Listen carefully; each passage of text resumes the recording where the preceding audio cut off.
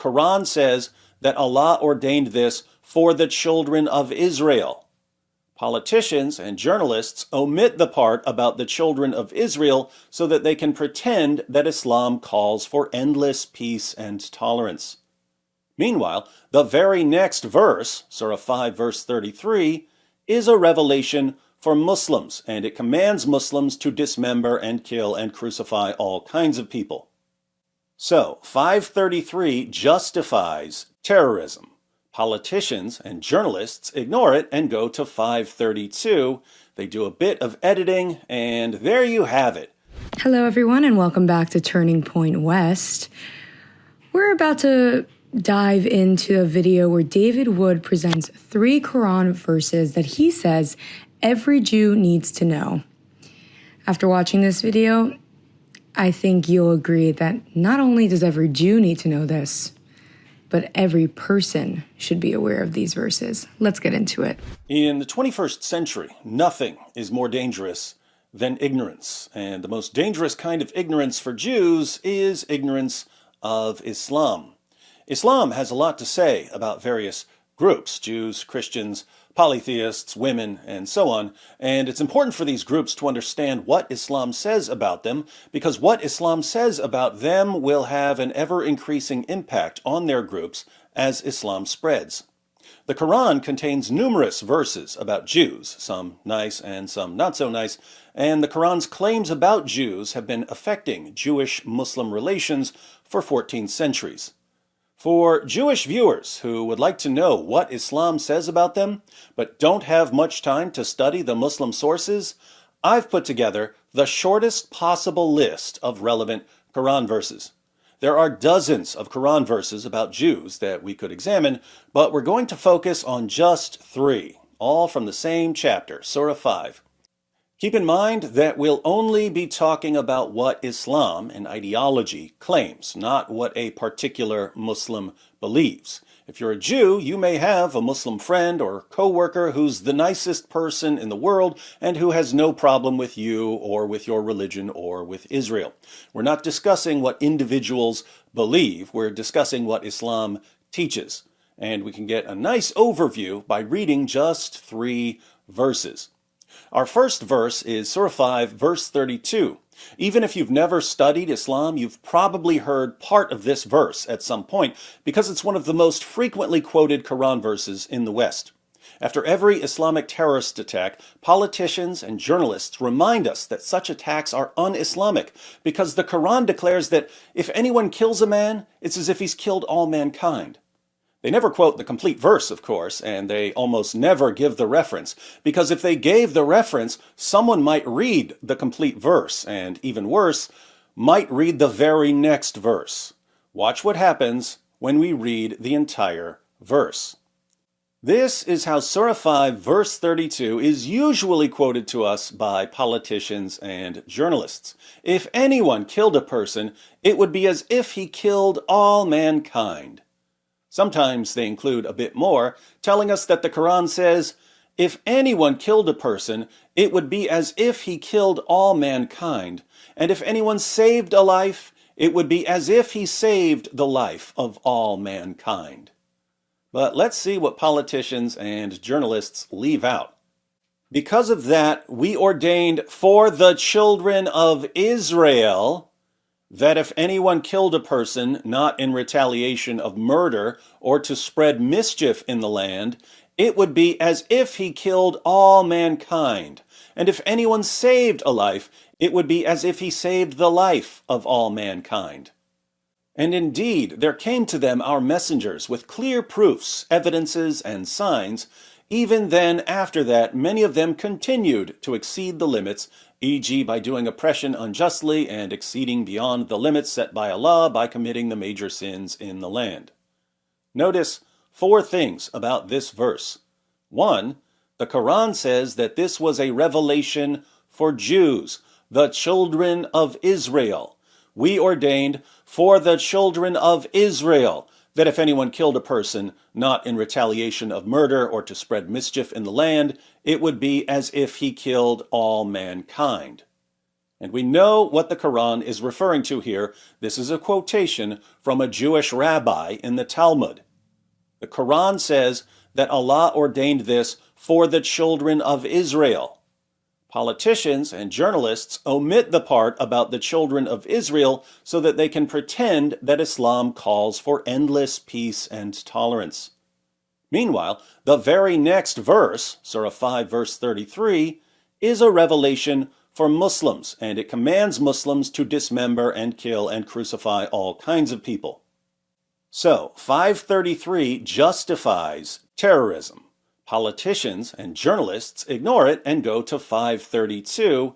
They do a bit of editing, and there you have it. Islam is a religion of peace. 2, since this is the standard verse quoted by Muslim apologists and politicians and journalists to show that Islam is a religion of peace, we should always point out that the most peaceful verse in the Quran is actually a quotation from the Talmud. 3, the Quran says that this Jewish teaching is a revelation from Allah. So according to the Quran, the Talmud, or at least a portion of it, is a revelation from Allah, just as the Torah and the Gospel, according to the Quran, are revelations from Allah. Commentary from a rabbi in the Talmud is revelation from Allah. Good to know. 4, the Quran says that there was an exception to the rule against killing, and that Jews could execute people for spreading mischief in the land. If anyone killed a person not in retaliation of murder or to spread mischief in the land, it would be as if he killed all mankind. So, Jews, according to the Quran, had authority from Allah to carry out capital punishment for certain crimes committed in the land. Pop quiz for those of you who read the Quran. Which land is the Quran referring to here? Is it A, Canada, B, China, C, Switzerland, or D, Israel? Allah, according to the Quran, gave the children of Israel authority over the land of Israel. Yes, Allah is a Zionist who says that the children of Israel have the right to punish people for spreading mischief in the land. Can you think of anyone who's been spreading mischief in the land? Next verse, Surah 5, verse 43. The historical background of this verse is that some Jews came to Muhammad to judge a dispute. Allah responded by saying to Muhammad, "But how do they come to you, Muhammad, for decision while they have the Torah, in which is the plain decision of Allah? Yet even after that, they turn away, for they are not really believers." Allah wanted to know why Jews would come to Muhammad when they already had the Torah. Muhammad gives a dramatic illustration of Allah's point in Sunan Abu Dawud 4449, where we see Muhammad's reaction to the Jews coming to him for judgment. In 7th century Arabia, the person who judged a dispute would sit on a judgment cushion. Watch what Muhammad does. They set out a cushion for the Messenger of Allah, and he sat on it. Then he said, "Bring me the Torah." It was brought, and he took the cushion from beneath him and placed the Torah on it and said, "I believe in you and in the one who revealed you." So the Jews bring a copy of the Torah. Muhammad takes the judgment cushion out from under him and puts the Torah on the judgment cushion. Muhammad speaks to the Torah and says, "I believe in you and in the one who revealed you." According to the Quran, do Jews need Muhammad's revelations? No, because they already have the Torah. The Quran, then, is useless to Jews according to the Quran itself. Notice also that both Muhammad and Allah affirm the inspiration, preservation, and continuing authority of the Torah. Third verse, Surah 5, verse 82. "Verily, you will find the strongest among men in enmity to the believers, i.e. Muslims, the Jews, and those who are al-mushrikun." Mushrikun are people who associate partners with Allah. "And you will find the nearest in love to the believers, i.e. Muslims, those who say, 'We are Christians.' That is because amongst them are priests and monks, and they are not proud." So, the greatest enemies of Muslims, according to Surah 5, verse 82 of the Quran, are Jews and those who associate partners with Allah. And the closest in love to Muslims are Christians. Oddly enough, Jews and Christians are different groups from the mushriks here. Jews and Christians don't associate partners with Allah. Later in the Quran, when Allah has to justify violently subjugating Jews and Christians, he declares that Jews and Christians are, in fact, mushriks. It's interesting how Allah's eternal word, the Quran, changed depending on how Muhammad was feeling. When Muhammad began receiving revelations in Mecca, the message of the Quran was, it's Muslims, Jews, and Christians united as monotheists against the polytheists. Later, Muhammad and his followers moved to Medina, and it was a very important test for Muhammad because he had just spent a decade telling his followers that the Jews would accept him as a prophet. Muhammad had assured his followers that there were prophecies about him in the Torah, book of Trust Me Bro, chapter Just Take My Word for It. But now that the Muslim community had moved to Medina, where there were 3 tribes of Jews, Muslims finally had an opportunity to see if Muhammad was right. In a shocking blow to Muhammad's ego, the Jews rejected him as a prophet and mocked him for his ignorance. That's when the message of the Quran changed to Muslims and Christians are united against pagans and Jews, as we read in Surah 5, verse 82. Eventually, Christians also rejected him as a prophet, so the message of Islam became, it's Muslims against everyone. So Surah 5, verse 82 is from the middle period when there was still hope that Christians would accept Muhammad. Again, it's strange that an eternal book would be so heavily influenced by Muhammad's interactions with non-Muslims. Sadly, the Quran's claim that Jews are among the greatest enemies of Islam because they rejected Muhammad has had a lasting impact on many Muslims and even on their view of future events. In Sahih Muslim, number 7339, Muhammad says, the hour, the day of judgment, will not begin until the Muslims fight the Jews, and the Muslims will kill them, until a Jew hides behind a rock or a tree, and the rock or tree will say, O Muslim, O slave of Allah, there is a Jew behind me, come and kill him. Putting all of this together, the Quran says that Jews were given not only revelations from Allah, including the Torah and the Talmud, but also a piece of land where Jews can enforce their laws against those who make mischief. The Quran says that Jews don't need Muhammad because they have the Torah, the inspired, preserved, authoritative word of Allah. But for some reason, even though Muhammad and the Quran are useless to Jews, they're still supposed to acknowledge Muhammad as a prophet.